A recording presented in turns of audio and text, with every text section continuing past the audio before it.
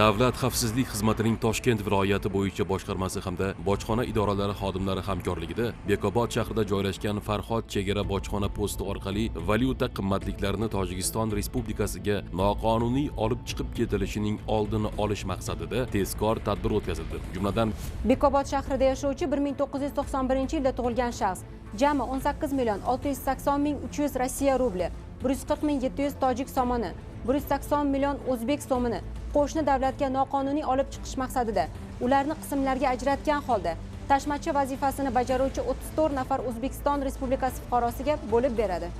O'z navbatida mazkur fuqarolar moddiy manfaatdorlik evaziga ushbu pul mablag'larini Tojikistonga o'tkazib berish uchun Farhod chegara bojxona postiga kirib kelgan vaqtlarida to'xtatib qolinib, holat tegishli tartibda rasmiylashtirildi. Shuningdek, Tezkor tadbir vaqtida chegara bojxona posti yaqinida bo'lgan bekobodlik shaxsning Tracker rusumli avtotransport vositasi ham ko'zdan kechirilganda, unda ham Tojikiston Respublikasiga olib o'tishga mo'ljallab o'ramlarga ajratib qo'yilgan jami 13 million 538 ming 305 Rossiya rubli va 24 ming 107 tojik somoni, 885 yevro, 300 AQSh dollari, 300 Xitoy yuani, 6840 qirg'iz so'mi hamda 10 million 207 ming o'zbek so'mi borligi aniqlanib, ashyoviy dalil sifatida hujjatlashtirib olindi.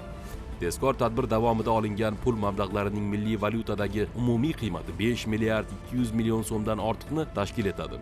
Hozirda mazkur shaxsga nisbatan Jinoyat kodeksining 182-moddasi 2-qismi A bandi bilan jinoyat ishi qo'zg'atilib, qamoq ehtiyot chorasi qo'llanildi.